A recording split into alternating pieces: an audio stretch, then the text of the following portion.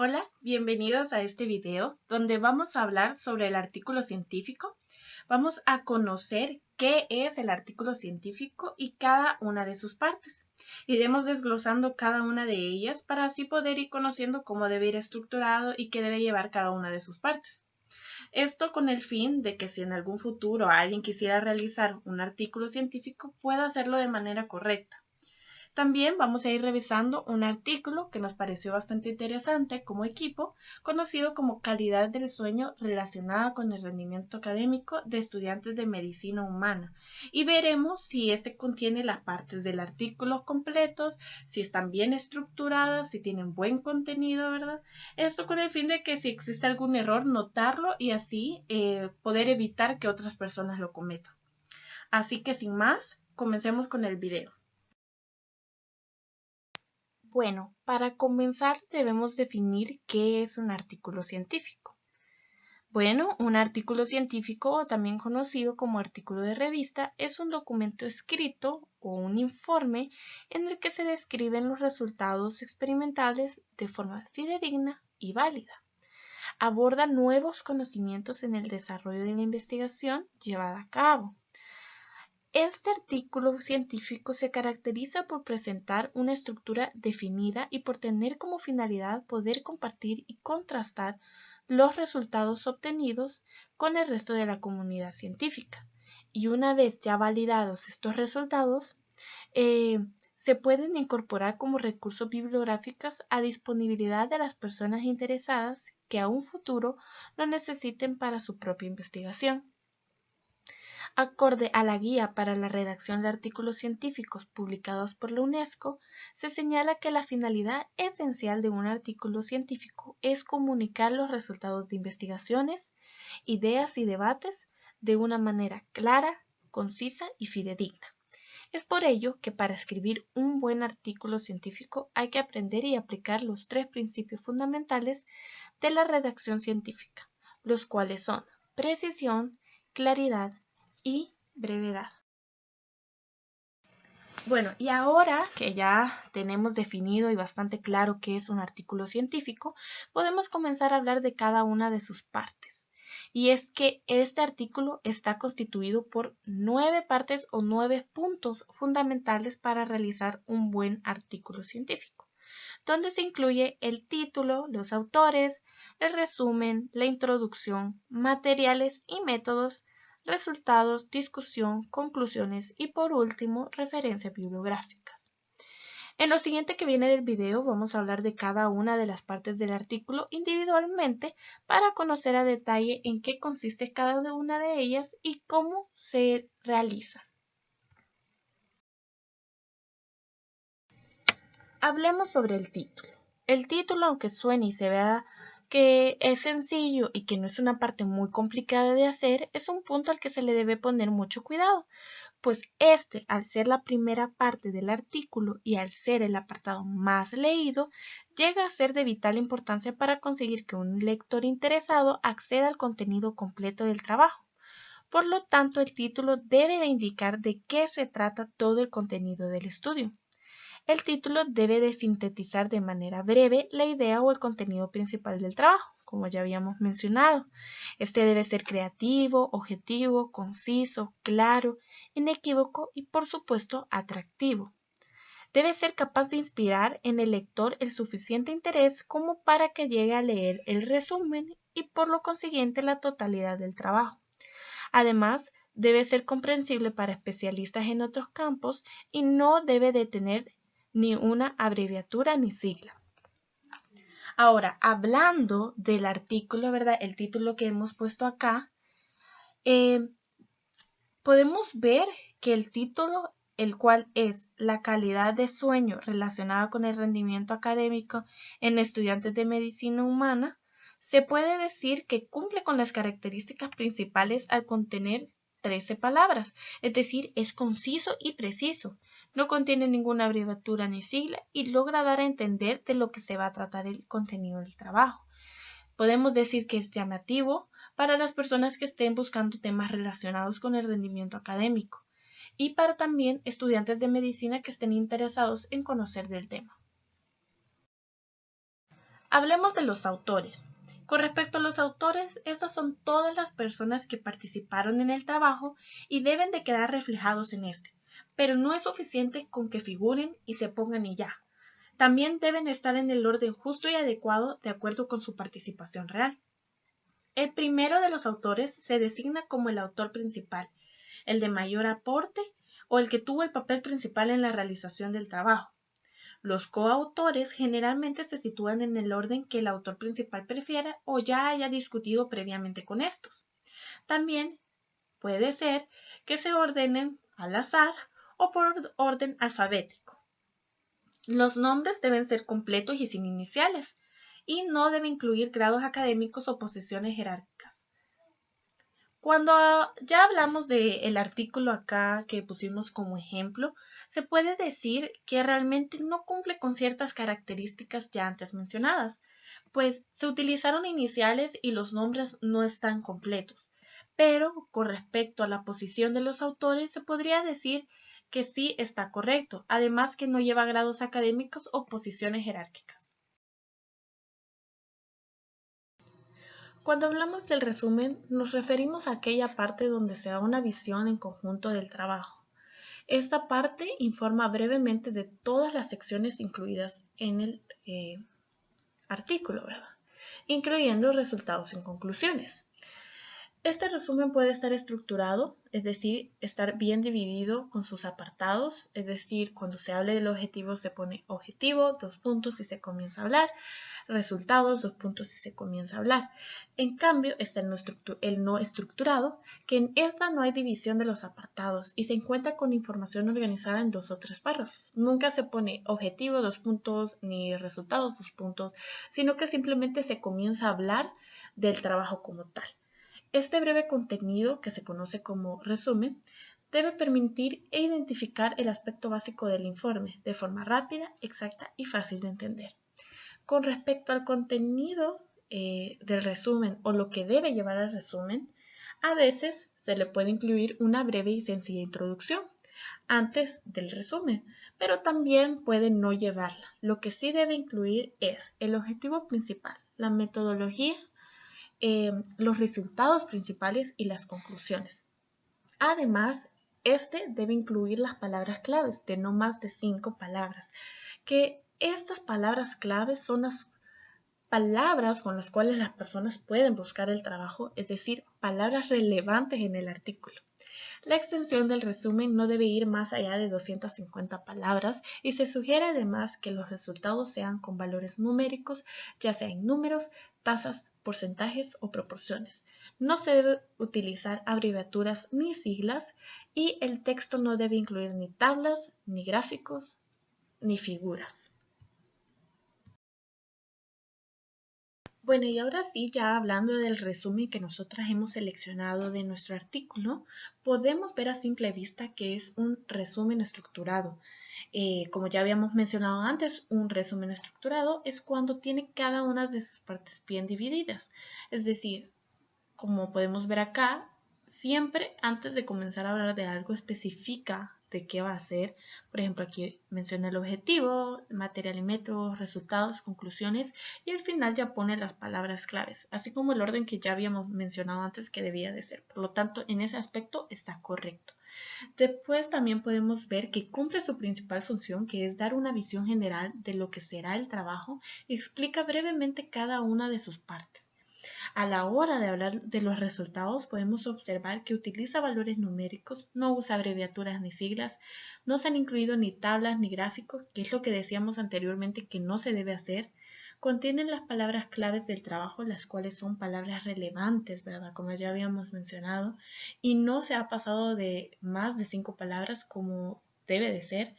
Cumple con el límite de palabras de no más de 250, contando solamente con 200 palabras, por lo que se puede decir a vista general, ¿verdad?, que es un resumen que cumple con los requisitos para hacer un buen y completo resumen que cumple con su función principal, que es dar una visión general de lo que será el trabajo.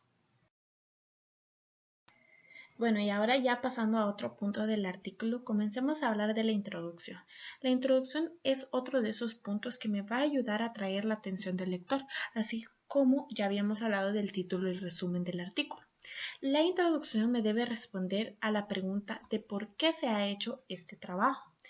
Describe el interés que tiene en el contexto científico del momento, los trabajos previos que se han hecho sobre el tema y qué aspectos no están claros todavía en el momento. Esta introducción requiere de revisiones bibliográficas del estado actual del tema y se menciona que es conveniente que en el último párrafo de la introducción se utilice para resumir el objetivo del estudio. En la introducción lo más habitual es que expliquemos cómo vamos a tratar de contestar a la pregunta de investigación. Esto es que digamos muy brevemente cuál fue el diseño elegido para el estudio.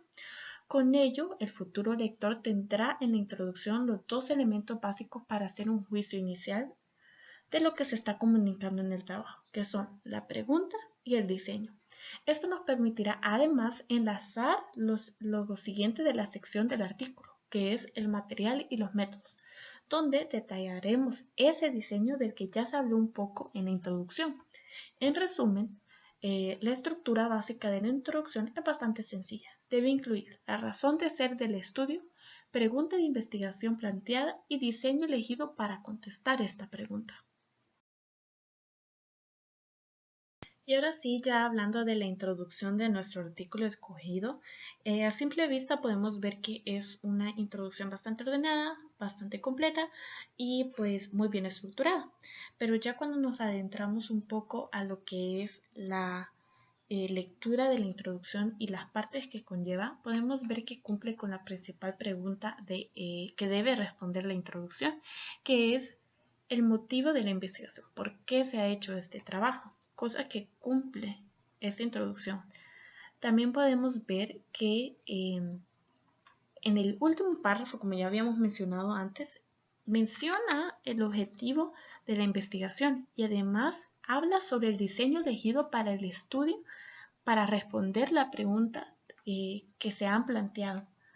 Además que para que una introducción sea una buena introducción, debe incluir estudios pasados para crear relevancia, cosa que ha hecho, pues menciona varios estudios y menciona específicamente de que no han encontrado alguna relación, ¿verdad?, entre estas dos variables que mencionábamos, que es el rendimiento académico y la calidad de sueño.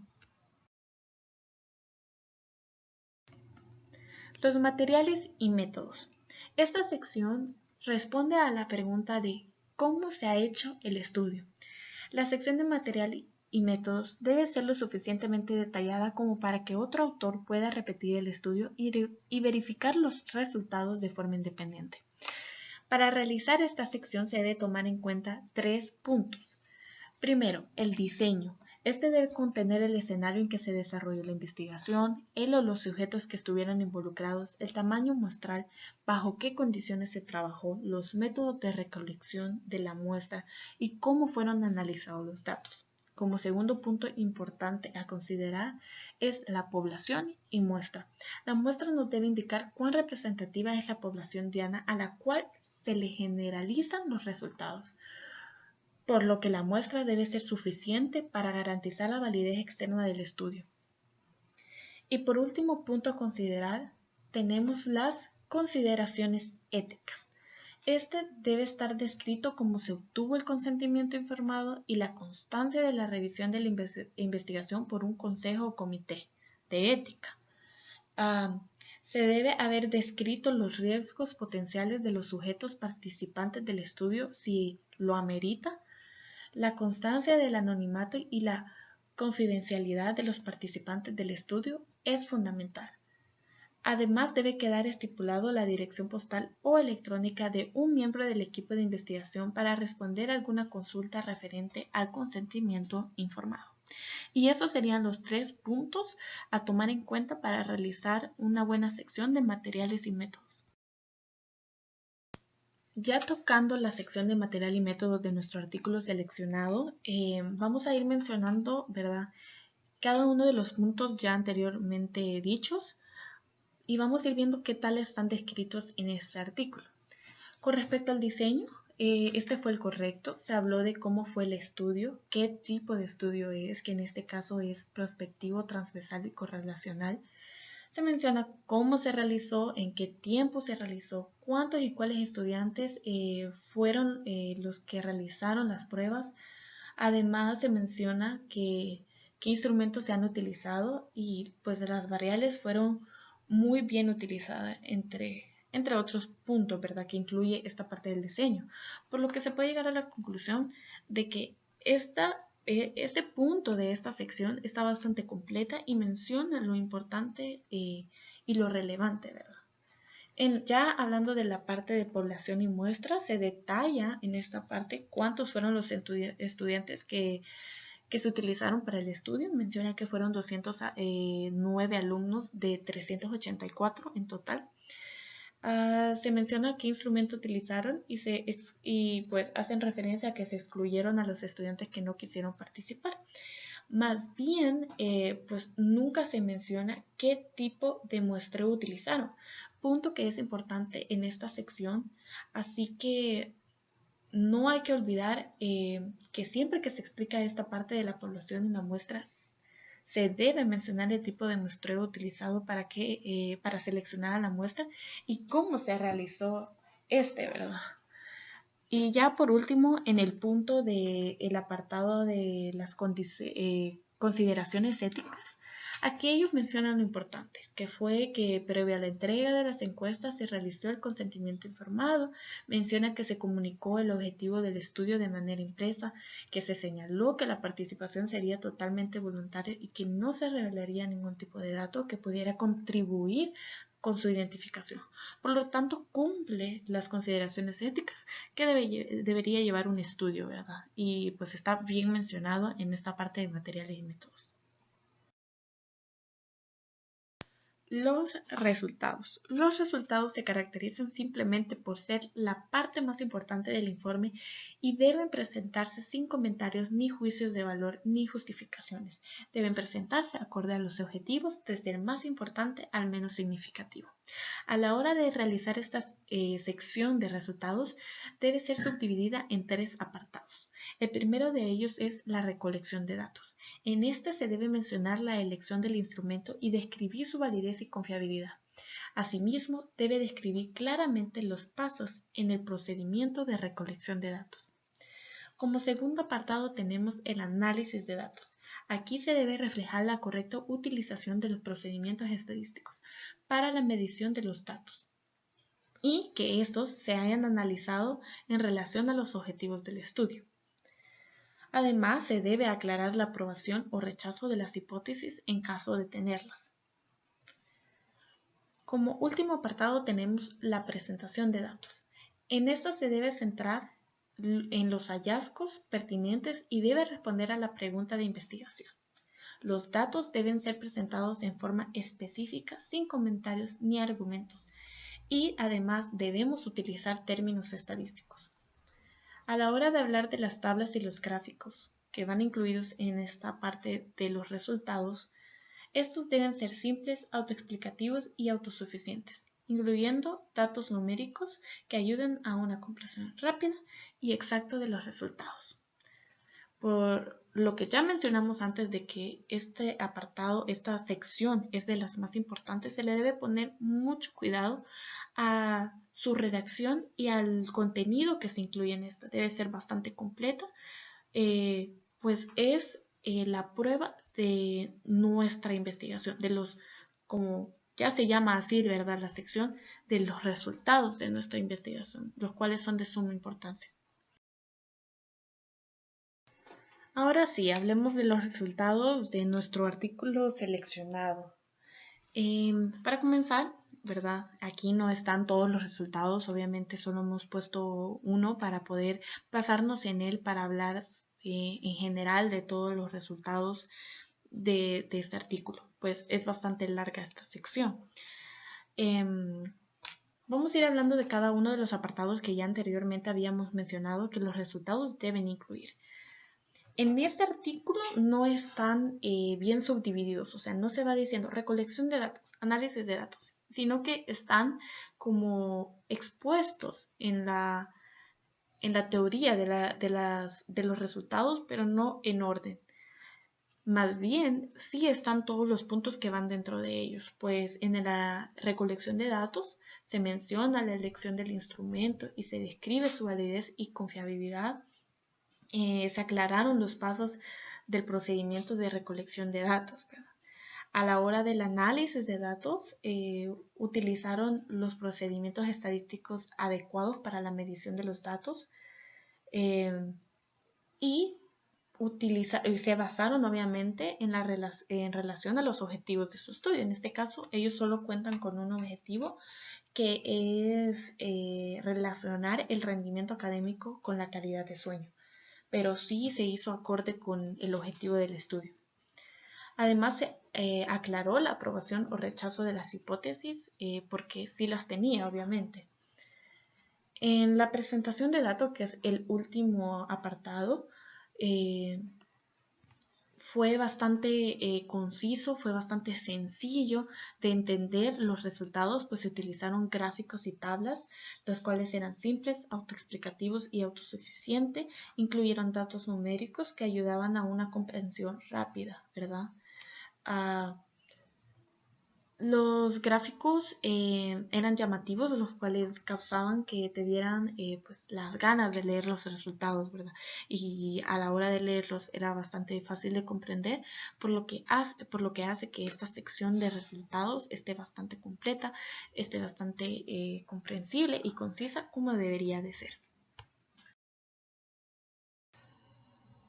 La sección correspondiente a la discusión se caracteriza por ser el corazón del manuscrito, por ser el corazón del artículo, dado que es de carácter argumentativo en la cual se interpretan, valoran y comentan los resultados obtenidos en la investigación, en relación o concordancia con sus respectivos objetivos e hipótesis planteadas ya anteriormente.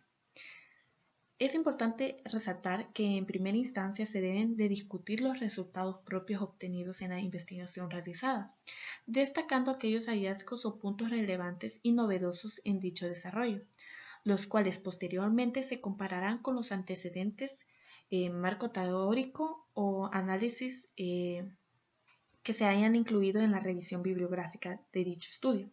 Si en dado caso durante el desarrollo de dicha investigación se presentó algún tipo de limitación o obstáculo, es fundamental mencionarlo y aclarar en este apartado.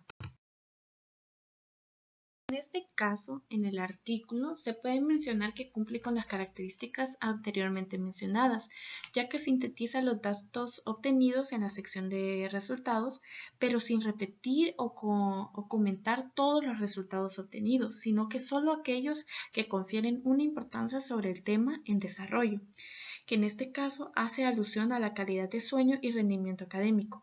Asimismo, el autor compara dichos datos con la opinión de especialistas en el tema y aporta una breve observación tomando en cuenta las fuentes consultadas,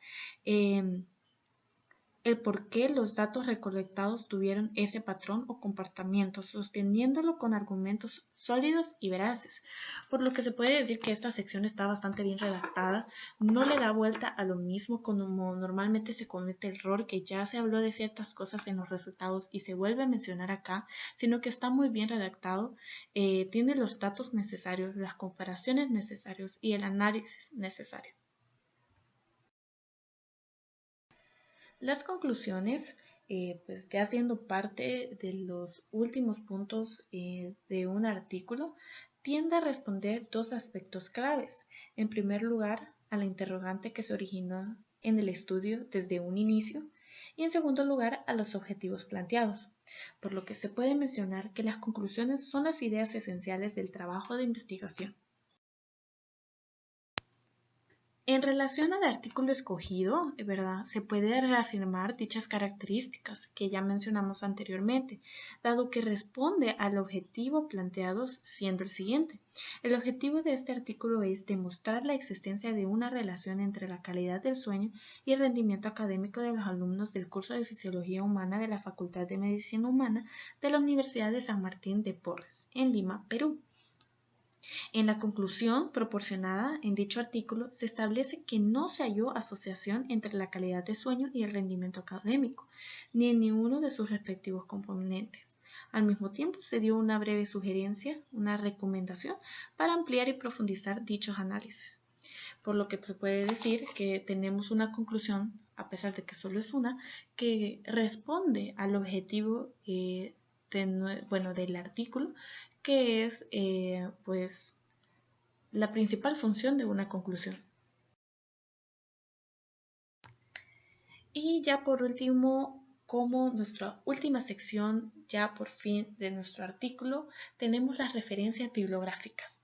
Estas son las reseñas de cada fuente que se han utilizado en una bibliografía, es decir, son los datos de cada libro, revista, fotografía o cualquier otro elemento al que se ha recurrido en la elaboración del texto.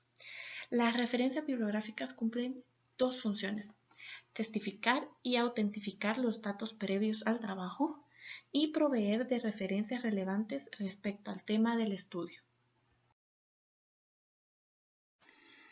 Y ya por último, analizando las bibliografías de nuestro artículo, de forma general tenemos que decir que están pues redactadas en lineamientos Vancouver, un lineamiento bastante utilizado a la hora de pues, hacer un artículo científico.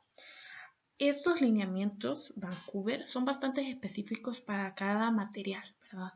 Si tú estás redactando una revista, si estás utilizando una revista, si estás utilizando un artículo o un libro, cada una tiene sus elementos, ¿verdad? De forma general podemos decir que hay ciertas cositas que no se cumplen. Por ejemplo, no se cumple con el criterio de tiempo de actualización, que no debe ser mayor a 5 años de antigüedad. En algunos casos sí es mayor a 5 años, ¿verdad? También es un artículo científico que cuenta con 17 referencias, cuando un artículo científico tendría que presentar no menos de 30 referencias, ¿verdad?